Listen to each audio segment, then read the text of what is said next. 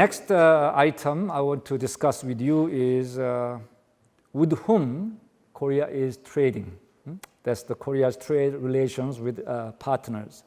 United States, of course, one of the major trading partner, China and Japan and EU. So US, China, US, Japan, EU are advanced countries. Among developing countries, China is the largest trading nation with Korea. In fact, considering every partner, China is now Korea's #1 trading partner. Okay, it used to be United States. U.S. Used to be a #1 trading nation with Korea, but now China is #1. If you look at the U.S., this is a percentage, how much we are doing trade with. Year 2000, our trade with United States is about 20%, but I didn't show you in this picture. If you go back further, 1980s or 1970s, our trade with the United States was sometimes 38%. In other words, almost 40% of our trade is with the United States. But after that, it is declining all the way.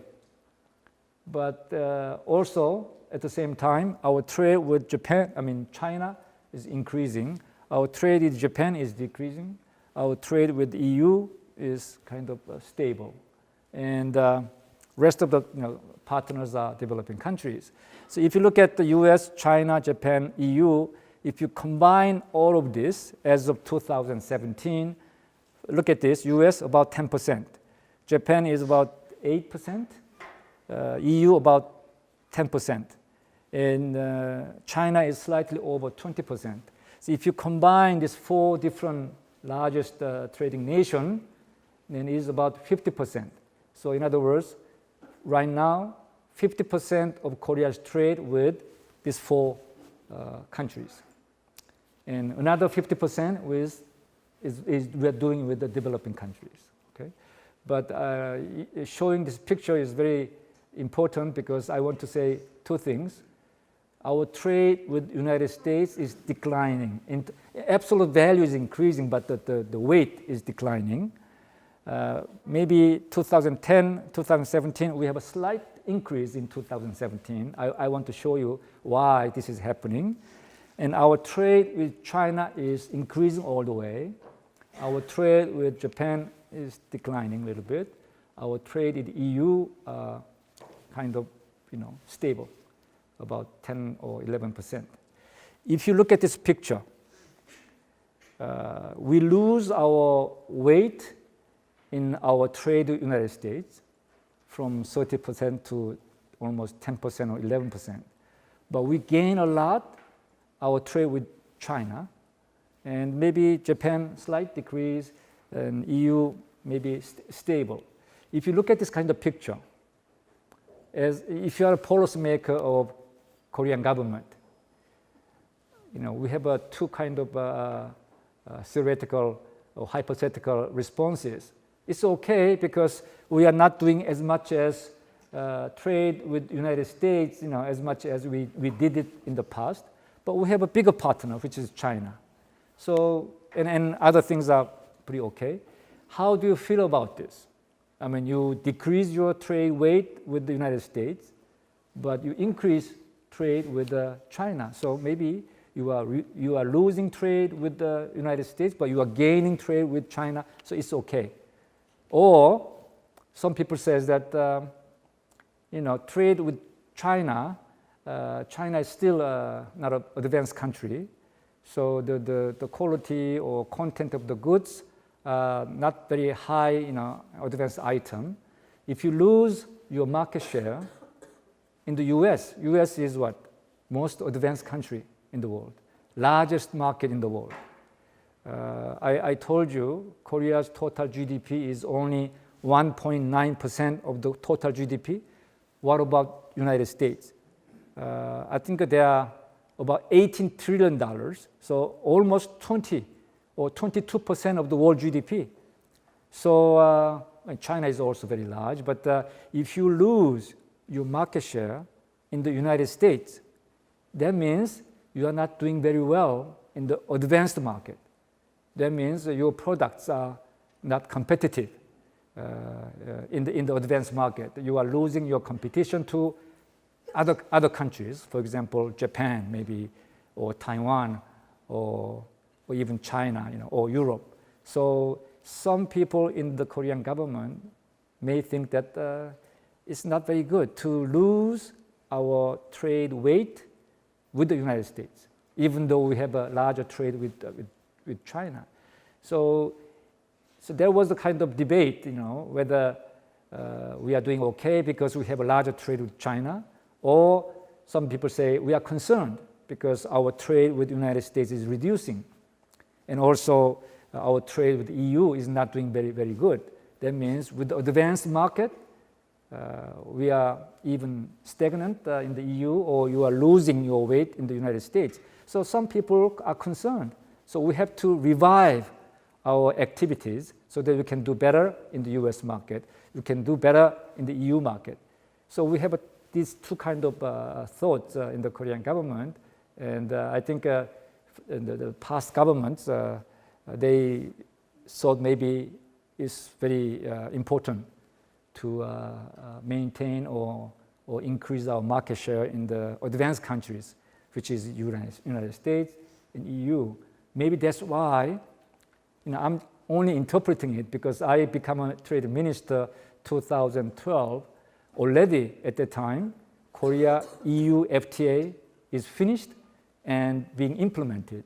And Korea-US FTA is also finished, but not yet implemented. I actually make a contribution in implementing Korea-US FTA. So what I'm saying is here, previous Korean government thought that maybe we have to re-emphasize the importance of advanced market like the United States and EU. That's why Korean government tried to have a FTA, free trade agreement with the United States, free trade agreement with the EU. So, looking at this kind of partners of Korea's trading, you can see the history. US was number one country, but is rapidly reducing. China is rapidly increasing, and the EU is stagnant. So, given this kind of picture, Korean government or research organizations are recommending that we should do something to recapture our market share in the advanced countries, which is US and EU. I will also come back to this. Okay, maybe boring. In the morning, you can see some kind of numbers, and it's not very interesting to you, but I have to give a lecture. So if you have questions, raise your hands, then I can respond to you. So maybe you don't have to worry about exact numbers, but see the big pictures here. Korea-US trade, of course, increased from very small amount to more than $100 billion in 2017. We are having $17.9 billion as a trade surplus against the United States. Do you think it's a small number? Because $18 billion is a big number. But do you know how much trade deficit the U.S. is having against China? No, they have a huge deficit against China. That's why U.S. and China is fighting to each other. 2017, 2016, U.S. trade deficit against China is more than $350 billion. $350 billion. We have $20 billion. Japan, Germany, maybe $60 billion.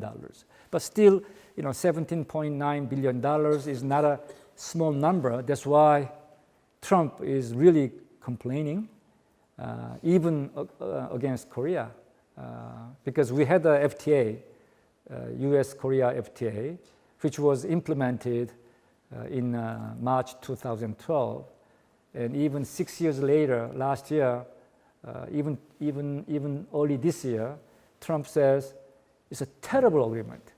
We have to change this. So actually, I don't know, in the world trade scene, it's a small thing, but we resume our negotiations and we amended Korea-US FTA, and it's all finished. Okay, the basic reason why we have this kind of amendment, because of bilateral trade deficits. Korea's surplus, which is $20 billion. And we are trying to reduce this $20 billion surplus, because it used to be more than $30 billion. So we are buying more from the United States, and our export to the United States is a little bit slowing down. So this year we are making some adjustment. But anyway, as you see, US is our second largest trading nation of Korea. So let me show you this picture. Isn't that nice? I mean, the colors are very nice. But this is nothing but trade intensity index. You don't have to worry about how you calculate, but this index is greater than 1, then you are doing better than world average. If the index is less than 1, you are doing worse or poor than world average. Look at this. For example, 2004, 5, 6 until 2011, the blue line is our export to United States. The index is below 1. That means we are exporting to US. Our performance is less than the world average. So we used to export a lot to United States, but this index is below 1. But later, 2012, 13, 14, 15, and 16 is slightly larger than 1. But now, today, in 2017, it just collapsed a little bit too. So if I look at this period, unfortunately, if you don't include 2017, picture looks much better. But if I include 2017, we also go down a little bit. But those 2015, 16, 14, maybe 13, 14, 15, 16, we have this performance is better than before. In other words, it reached larger than 1. The index reached larger than 1. Total trade, imports, and export, which means we are doing this because of Korea-US FTA. Because of an intimate relationship after 2012, through Korea-US FTA, our trade intensity actually went up. But 2017, it just collapsed a little bit, maybe because of US trade policy, trade disputes, maybe Trump trade policy is making a lot of uncertainties. Maybe this is why. But this circled area is, I want to emphasize that something is changed because of Korea-US FTA. Let me go to Korea-EU FTA, very similar. But remember, still, Brexit doesn't really come true yet. So 28 countries in Western Europe, we are doing this kind of trade. Pretty similar size, $100 billion. But between US and Korea, we have a deficit. Okay. We also have a Korea-EU FTA. Now we have a deficit. In other words, our export to the EU is smaller than our import from EU. Think about EU, European nations. Some people from Europe here. Economic situation is not very bright. I mean, at the moment, a lot of recession, unemployment, and we have some financial issues of Italy, Greece, and Spain, all kinds of things. So they are not doing very well. If your economy is not doing very well, then you are not importing very well. So in other words, our export performance to EU, you don't expect very lively export to EU because EU economy is not in a very good condition. But what about Korea? Korea is importing from EU. We are importing a lot. That's why we have a deficit. What kind of products we are importing from Europe? Korea is importing from Europe. What kind of products? Any idea? Very simple. Very luxurious goods. The ladies like, the very luxurious items, the handbags, or many luxurious items. That's why we are importing a lot. Even though our economy is not doing very well, our import from EU is stable. Okay, we are importing also dairy products and wine and Scotch whiskey and all the luxurious items we are importing. That's why we are doing deficits. And actually, this year, not much changes. So between EU and Korea, we want to do better, but Korea-US trade is about $100 billion. Korea-EU trade is also about $100 billion. But the EU is 28 countries. Somebody may ask, why you are doing so small with the EU? But EU, because it's European Union, or even though UK want to leave, they are doing trade among themselves, because 28 countries are enough to do their own trade. So they don't have to trade with outside countries. That's why outside countries are doing trade with EU is not that dynamic. Okay, so that's the reason why we have quite stable trade figures between Korea and EU. Again, I want to show you, because Korea-US FTA, Korea-EU FTA are the highest and most high quality FTA. So I want to show you this part. Still, our imports, you can look at this. Our imports index is above 1. That means we are importing more than world average. But still, export and whole trade indexes are below 1. That means still we are not doing as much as world average. But still, we have a little bit better performance than before because of we want to interpret this because of the Korea-EU FTA. Okay, Korea-Japan, almost $81 billion is not that big, and Korea has deficit against Japan. Here, almost $30 billion. And here, because I know this very well, Korea never had any single year of trade surplus against Japan. We always from 60s and 50s, we always in deficits. The reason is this: we are close to each other, and Japan is much more advanced country. So we are making something, we need some parts we cannot produce.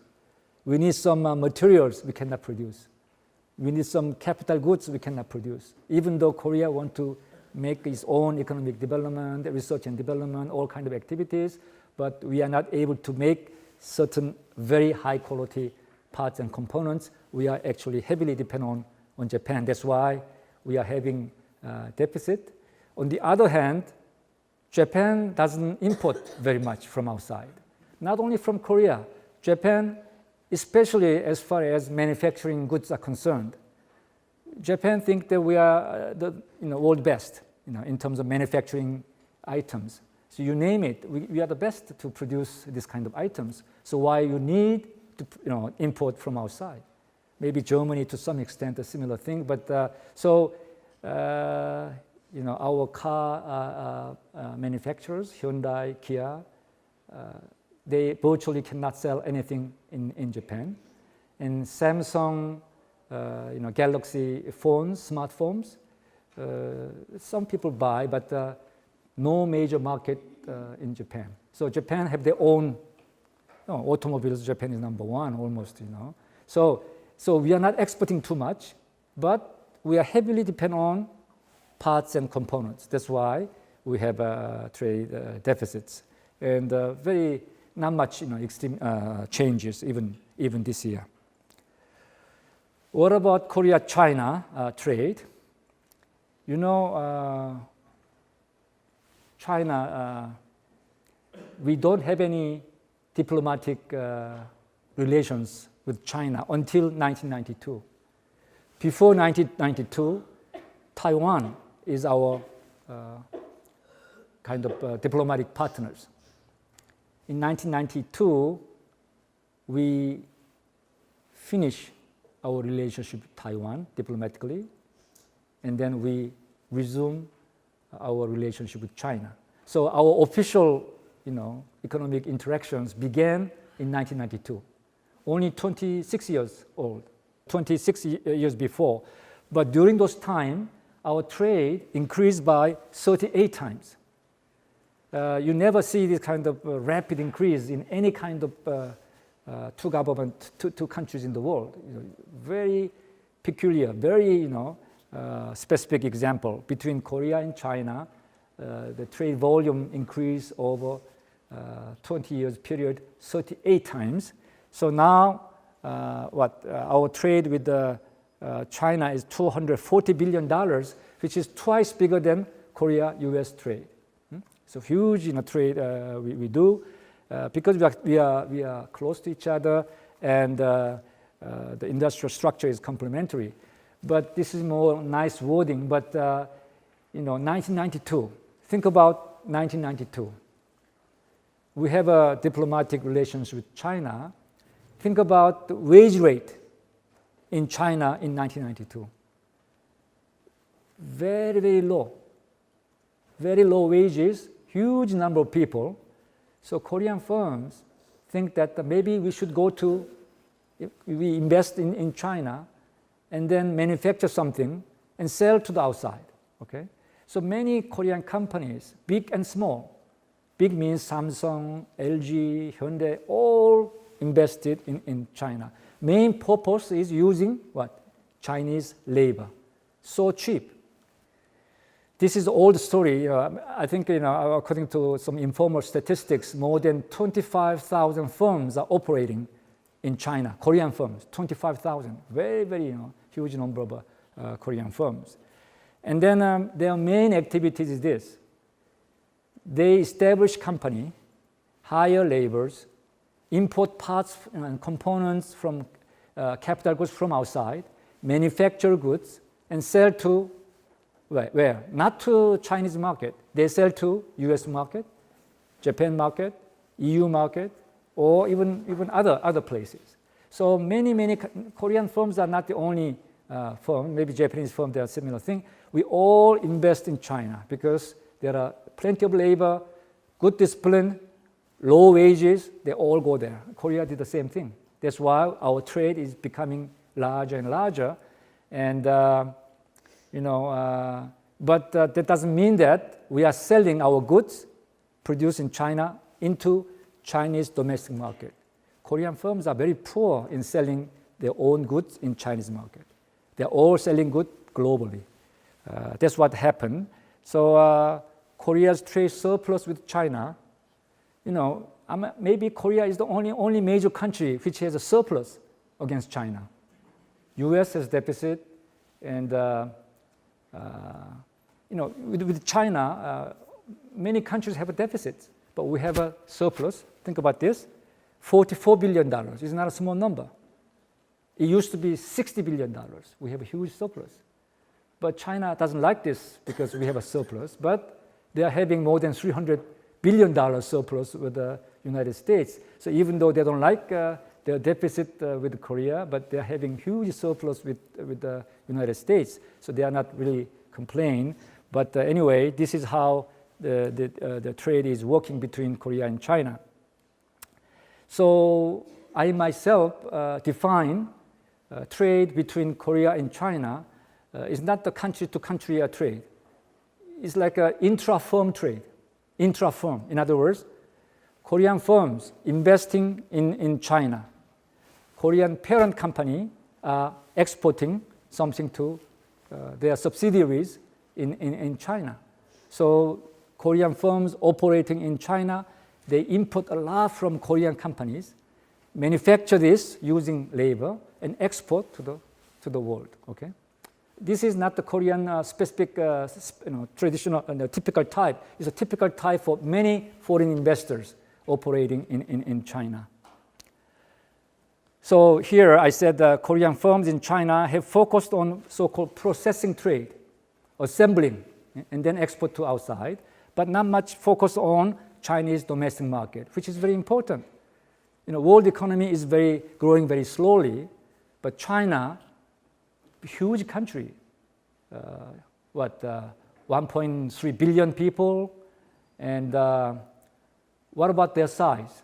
The second largest country in the world, but their size, let's say U.S. is $19 trillion, China is $12 trillion, 12. And Japan, third largest economy in the world, $6 trillion. So China is very, very big country, okay? So, and that big country is growing at what annual rate? More than 6%. I mean, is there any country, large countries growing at the annual rate of 6%? No, you cannot find any countries.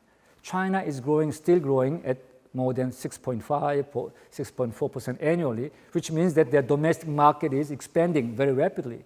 That means we should exploit Chinese domestic market. But so far, Korean firms cannot do this. The only thing is they make something and export to outside. We have a surplus against China, but we are not having this surplus by selling goods to domestic market of China. They are selling goods to their own subsidiaries, which is a very interesting phenomenon. And let me give you one example. You know the Apple iPhone, right? iPhone. Who is making iPhone here? Who is manufacturing iPhone? Where? Do you know? Most of the iPhone is produced in China. Who is assembling this iPhone? Taiwan company, invested in China. Okay, so according to international, organizations' data, it's international organization we call OECD. I don't know whether you know this organization, which is in Paris, and they produced a report saying that maybe it's 10 years ago, iPhone 4 was manufactured in China. At that time, so-called factory price, the price at the factory of iPhone 4 was $194. And then you add $100 as a distribution fee, and then Apple charged in the United States per phone $600. So it means $300 up their own profit. And manufacturing price, $294. $194, and then $100 for distribution. Out of this $194, do you know how much China is adding value for each phone? For almost $200, how much China is adding their value, their domestic component or domestic value? $6.50. $194 item they produce. Out of that, $6.50 are the labor cost, which they hire locally. What about $188 parts and components you import from outside? United States, Taiwan, Japan, Korea, Germany, France. They import a lot of items, a lot of component, best component, and then assemble this in China and sell to the outsiders. So that's why many companies, including Korean companies, are investing in China to utilize labor cost. But today, wholly different story. Today, maybe we have a dispute with China and the United States, but what is the average GDP, per capita GDP of Chinese people? Well, they have rich people there too, but the per capita GDP of China is almost $9,000. $9,000. I went to Vietnam last week. Do you know how much per capita GDP of Vietnam? $2,700. So now Vietnamese wages are less than 1/3 of Chinese wages. So not only because of this dispute between China and the United States, many foreign companies are considering relocate their investment to other places because China already have a huge labor cost. Sooner or later, per capita income will be $10,000, which is not a small number. So it's different from 1990s. Now China is growing very rapidly, wages are increasing very rapidly. So maybe in the world economic, production will be different in the future. China used to be a so-called world factory. They are producing everything in China, but this world factory is moving slowly to where? To Southeast Asia. Maybe in the future it moved to India because labor costs are very cheap. And then China start to import things for consumption. So I'm not a forecaster, but as an economist, I can predict sooner or later China will import a lot from not only from the United States, from all over the world, because they have a huge population, huge domestic market, and their trade balance maybe in the future will be deficit because they have to import a lot of things from outside. But so far, China is exporting a lot because they manufacture almost all goods which will be consumed by the world. That's why I call China as a world factory, but this is changing. Okay, what about Korea, ASEAN? I just mentioned Vietnam, Southeast Asia. Do you know how many countries consist of ASEAN? ASEAN is what? Association of Southeast Asian Nations. How many countries? Do you know? Last week, we have an East Asian Summit in Singapore. East Asian Summit means ASEAN is hosting this kind of meeting. ASEAN is 10 countries, 10. But they include Myanmar, Laos, Cambodia, very, very poor country. Vietnam is newly added to ASEAN, but they are doing okay. But in any case, if you add GDP of ASEAN 10 countries, ASEAN 10 countries population is 600 million. Huge, in terms of population, huge, 600 million. And their total GDP is less than 3 trillion. Korea's GDP is 1.5 trillion. So ASEAN 10 is less than twice size of the Korea. We have 50 million, very small country in terms of population. So what I'm saying is ASEAN yet is not a big country in terms of GDP, but Korea ASEAN trade is much bigger than Korea-US trade. It's bigger than Korea-EU trade. It's bigger than Korea-Japan trade. That means Korea and ASEAN trade is very much expanding, very much complementary, and they are doing quite okay. So, but we have a lot of surplus against ASEAN. The reason is, I already told you, many Korean companies are moving away from China to Vietnam and Indonesia. And then Korean firms operating in Southeast Asia, ASEAN countries, they are importing goods from Korea. That's why we are exporting a lot to ASEAN, not to the domestic market, but our Korean firms which are operating in Southeast Asia, ASEAN countries. But anyway, we have a huge trade with ASEAN, even though ASEAN total GDP is not that big, and Korea is having trade surplus. If I introduce the case of Vietnam, the Samsung Galaxy phones are competing with what? Mainly with iPhone. So Samsung was a late starter, but compete with the Apple. So they want to assemble, the iPhones. Their Galaxy phones. That means the competition area for iPhone and Galaxy is only labor cost, because all the items produced, parts and components are similarly priced because they are from Taiwan, France, Germany, Korea, Japan. So same prices. So if you want to compete with Apple, you have to find a place where wages are low, which is Vietnam. Vietnam wage is 1/3 of Chinese wage. That's why Samsung invested a lot in Hanoi, Vietnam. They are producing all kinds of Galaxies, Galaxy Note, Galaxy phones, all kinds of things. They hire about 65,000 young employees.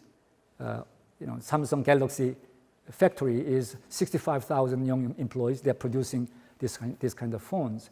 So, if you produce phones which will be sold globally, then how much parts they need? Huge amount of parts from outside. But Korean companies, Samsung Korea, main company, parent company, also exporting parts and components. So Vietnam is complaining a lot because Vietnam's trade deficit against Korea is $30 billion. Huge, $30 billion. Bilaterally, Vietnam trade deficit against Korea is $30 billion. So they are complaining, Korea should import more from Vietnam. But why, $30 billion? Because Korean companies are selling parts and components to their subsidiaries in Vietnam. What about Vietnam's total trade? They are in surplus. In other words, they have a deficit against Korea. But Korean companies who are operating in Vietnam, they are producing goods and export to the world. So Vietnamese total country trade balance is in surplus, slight surplus. So why? Because many foreign companies are contributing to Vietnam's export. Anyway, Korea-ASEAN trade is very healthy, and I expect that this trade will expand more in the future. So you may feel very boring, but I want to stop my first part of the lecture and take a 15 minutes break, and I will come back. Okay? Thank you.